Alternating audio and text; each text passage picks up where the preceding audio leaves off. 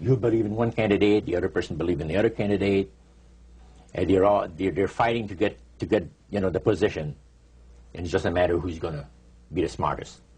And with Lucifer, the fallen cherubim, he's very smart. He's going to win, and Christ's going to abdicate the rights of the planet. He's going to resurrect his people, have established his kingdom that lasts for ever and ever. God won't be able to destroy him because it would be against God's, the Creator's nature to destroy Lucifer in the fire. Beside that, he said, spirits now, even spirits, have the capacity now to outlive fire. He says, you don't believe it, go to India or some of those countries where they have firewalkers. And it's done by the power of demon spirits. These people are energized by demon spirits, so they can walk on those hot coals without burning themselves. And this is what the high priest said. And he says, if they want to use fire, they can use it. It's not going to burn anybody.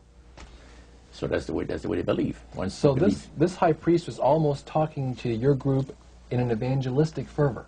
Oh yeah, because he figures that he's going to be one of the higher ups in the great kingdom. Okay. Now, of the group that was there that night, 60, 70 people, I think you've mentioned before. Yeah, it varied. How many of those were people who were hardcore members, and how many of them were new inductees? Well, we were the only two youngsters there, so to speak. You and your friend. And how old were you at that time, Roger? I was about 20. 20 years old. Mm-hmm. Yeah, 20 years old. Did you have a feeling of awe over the fact that you had been chosen? Yes, in a way. And then I got thinking about this. When am I going to have to pay the price? The cost. My parents had brought me up like this. If you get involved with evil, you're going to reap what you sowed. So you want to be upright in life. And if you associate with evildoers, they'll probably land you in jail or somewhere else that you wouldn't want to be. So there's always a price to be paid. So you had that little something maybe instilled by your mother and father a long time ago that kept you from making that full commitment. Now, one of the things that really amazed me and shocked me and made me sick at heart is when the priests talk about Christian idolatry. What is Christian idolatry? The priest mentioned that word. Yeah. Tell us what he said, Roger. He said that Christian idolatry is the most grandiose or great deception that has ever been brought upon the human family, upon mankind. And he says, and he boasted that demon spirits are continually defiling Christian churches through the avenue of necromancy by using a form of spirit worship that involves hundreds of millions of Christians into idolatry without their being aware of it. Now, what is necromancy? Define necromancy for me. Their belief, popular belief of necromancy, is to conjure the spirits of the dead.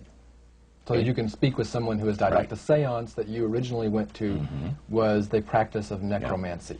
Yeah. Now, the priest says that this super deception is brought about in only one way.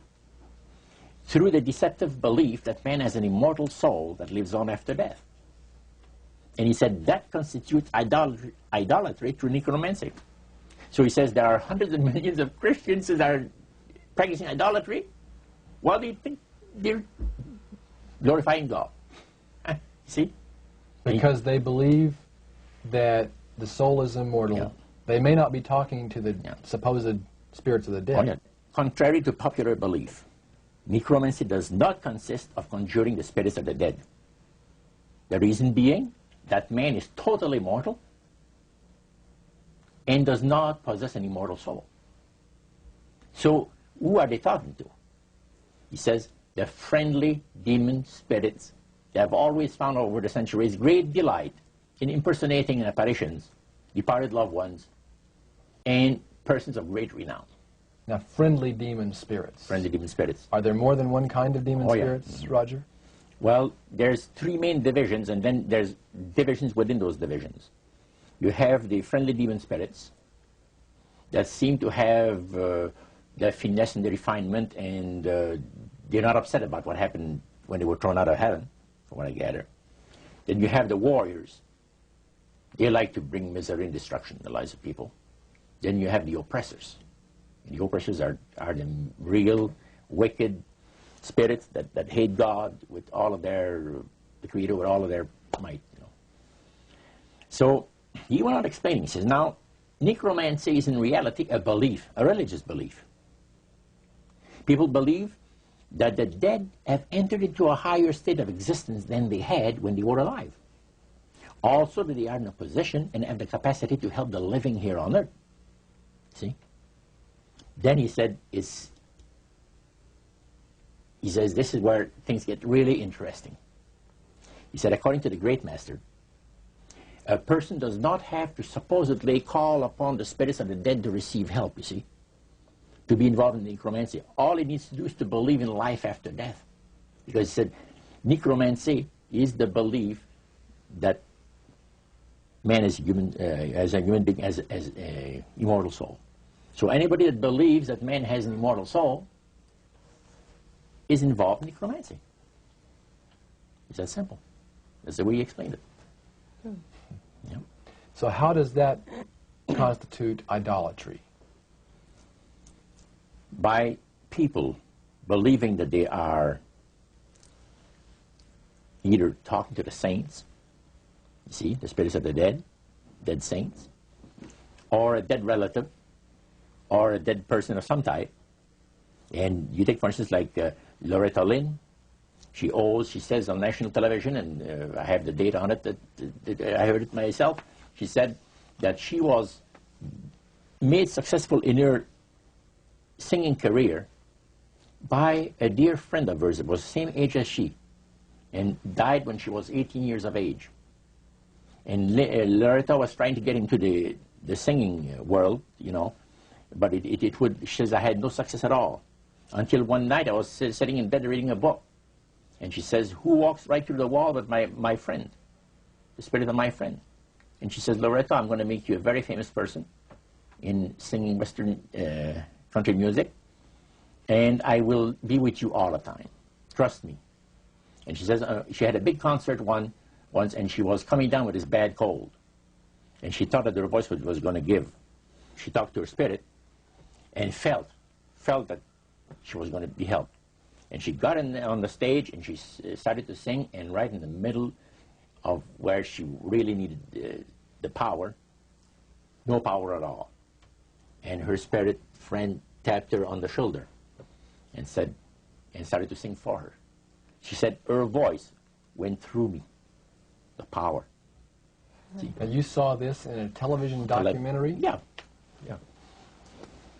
This was, I believe, in 1976 it took place. Now, the priest explained that when people believe in this business, they are actually opening themselves to be completely deceived by demon spirits, because it gives the demon spirits an opportunity to impersonate the dead, see, and for people to believe their lies.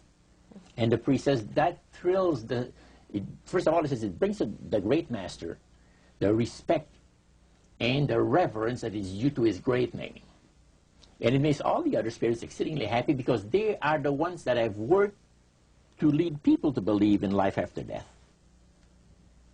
See? And they rejoice also. And that's the extent of what Christian idolatry is all about. Friendly spirits, just to digress for just a moment. You mentioned 3 different categories, and the friendly spirits are the ones that love to impersonate being a historian or something.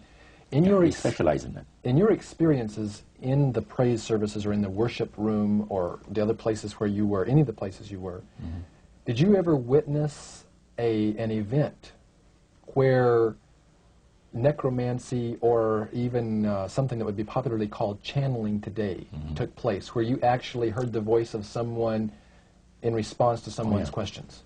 Yeah, a number of times, but there was one time in particular that fascinated me because it was unique in one way.